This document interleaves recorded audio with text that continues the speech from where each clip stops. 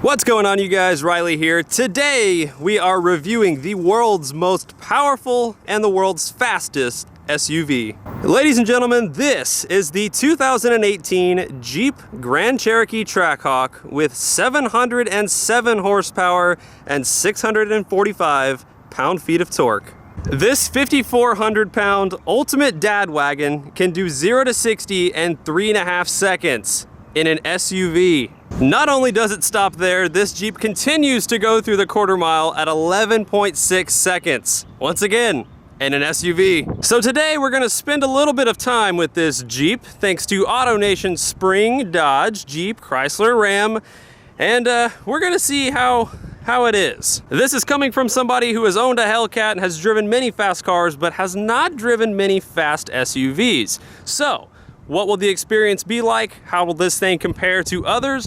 And how is it for a $97,000 Jeep?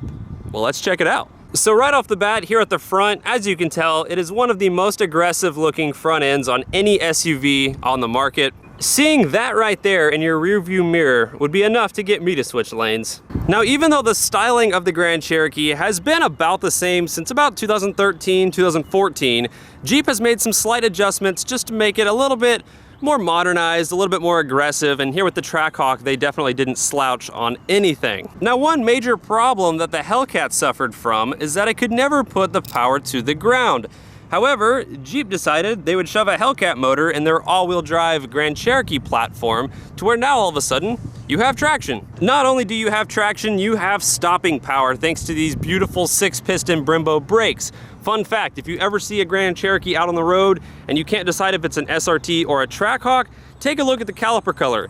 The yellow ones are on a TRACKHAWK, the red ones are on the SRT. Also, just in case you forget you're a badass, they went ahead and labeled it on the side. Now, like I mentioned earlier, the Hellcat could never put the power to the ground, so this is all-wheel drive, and also you do get 295 width tires on all 4 corners, whereas the Hellcat has 275. And then coming around to the back, just slight adjustments here, most noticeably down here on the rear diffuser area, where you can see we have some nice quad exhaust tips that just, you know, take that SUV look up a notch. Now you may say to yourself, well, Riley, that thing's not practical. Oh, but it is. This thing can still tow over 7,000 pounds. So there you go, now you can tow your boat. Just in case there was any confusion as to where your motor came from, check it out. The only Hellcat badge on the entire car sits right there on the top of your waffle maker, right from a Hellcat. So I'm sure everybody knows about this motor now, but 6.2 liter supercharged V8, 707 horsepower, and in this application it's 645 pound-feet of torque,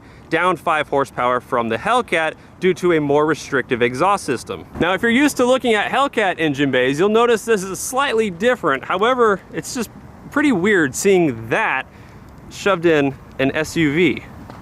Now, moving on to the interior. Now, this is a top-of-the-line TRACKHAWK, so it has just about every option, and the sticker price on this particular one is about $98,000. But as you can see, we've got nice carbon fiber trim. There's pretty much leather on every panel. Moving down here to the gear selector, they slightly changed the design from the old ones. It used to be where it wouldn't move at all, and now, however, you have a, somewhat normal gear selector, so that's a lot better design. Now, of course, with the TRACKHAWK, you do get the different mode selector, so you can go through here and set up your car to exactly how you want it.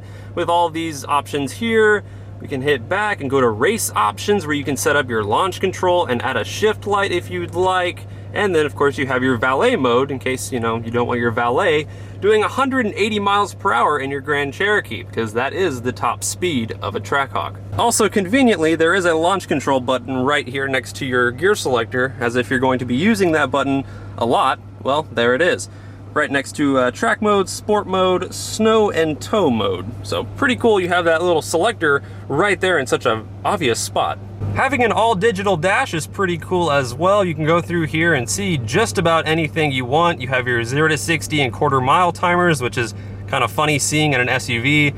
Adaptive cruise control, your fuel economy, which is probably not going to be the best in a big SUV with this much power. But you can tell all your friends that, hey, my SUV has more power than yours. And then continuing through here, you can see there's just about anything you could ever need right here in front of you. You can even look at your different codes that the vehicle may throw right here on your screen in front of you. This one does have the optional Harman Kardon sound system, which is personally one of my favorites, and can't really play you any music due to YouTube's copyright laws, but it's pretty darn good. You'll have to take my word for it. Now, looking at the window sticker through a thick layer of window tint, you can see we have a base price of $86,000, moving down to this one's price of $97,920 after all of the destination fees, options, everything like that. Like I said, this is a pretty much fully optioned out TRACKHAWK. It has just about everything you would need, including 13 miles per gallon average. Moving on to the back seat now. Once again, the carbon fiber and leather theme is continued throughout. You also have a beautiful sound system with speakers everywhere here in the back as well. The back seat, very nice, very comfortable. I have actually spent a lot of time in a Grand Cherokee because my mom has one, and I absolutely love it. I love driving hers, even though it's a V6, so this is gonna be a little bit different, but I've done plenty of road trips in the back seat of one of these cars, and it's totally fine. Also, you have 2 USB ports, heated seats in the back, and a plug for your toaster. It is kind of weird hearing that come out of an SUV that I'm used to hearing well, nothing coming out of. So pretty darn cool, just to remind you, hey, I've got a Hellcat engine in my TRACKHAWK. Then moving on to the trunk, room is plentiful. You have a little storage compartment there. This little thing you can actually pull over to hide groceries or whatever you may want to hide from the outside, so nobody can see in to see what you have. And then you have a subwoofer in there, and then open this and you have your full-size spare tire. So pretty cool, pretty simple design here in the back, everything you would need. So enough of all the talking about this thing. Let's go see how it drives and see what a 707 horsepower SUV feels like.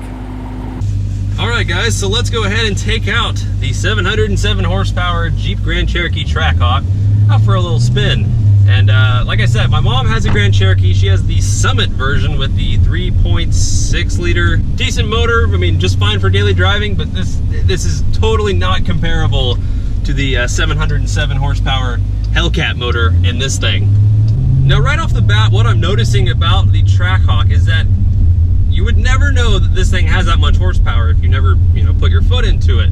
Just driving it normally, it's very calm. It's not, bucking or anything with being a high horsepower car. It feels super comfortable. It's actually very quiet, and it's just calm.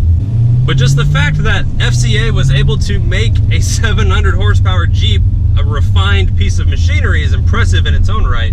But everybody always talks about, well, these things are so fast, they're all-wheel drive, so we'll have to test that out.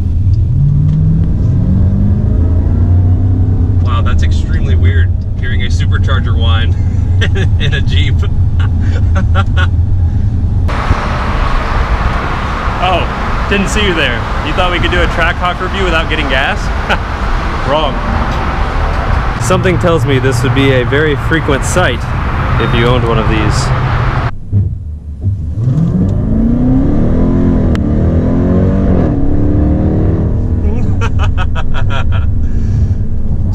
Things that stand out about the TRACKHAWK is, number one, I really like the steering wheel. It's a real beefy steering wheel, but it has a lot of different grips on it that are really comfortable, and the flat bottom, which is nice, as well as these seats. These seats are really comfortable, and for being a car with this much horsepower, usually it's you get power or no comfort, or you get a lot of comfort and no power, but this one's a nice blend of both. You can do long road trips in this thing, and it's totally fine. But like I said, I think the biggest takeaway from driving this thing so far is just that it is so refined. I mean, yes, it's a very expensive Jeep, but when you look at the competition and what this thing is up against, so you have mainly European things that are 140, 150,000, if you want to get something that you could kind of compare apples to apples. And I know it's easy for me to say as I'm driving this thing, but hands down, I would take a TRACKHAWK over any of the other options just because of what it is and just how well it drives. And I mean, you can't go wrong with 707 horsepower in your Jeep. I mean, just kind of lightly on it, and you hear that supercharger come to life, and the exhaust actually sounds pretty good. Now, like I said earlier, it's a restrictive exhaust compared to a Hellcat, but it's still plenty and it's still real throaty. But man, it would just never get old hearing a supercharger whine coming from an SUV. That's just that really messes with my head.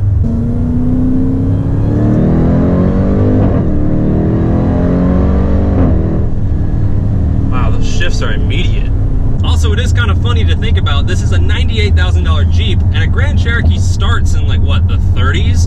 So the fact that you can basically upgrade $70,000 in essentially the same car is pretty wild. Granted, you are getting quite a different vehicle for that extra $70,000, but still, it's kind of weird to think about. All right, you guys, well, that just about sums up the Jeep Grand Cherokee TRACKHAWK review. Definitely one of those cars that's always been on my list of cars to get around to reviewing, and I'm really glad that I did.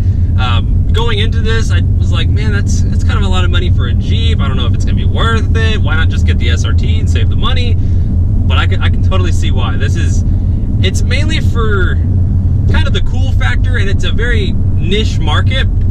But to those of you who are wanting that absurd horsepower number in your SUV just because you can, this is just such a good option, and I really, really, really like it. Maybe if I win the lottery, I'll get 4 of them, but until then.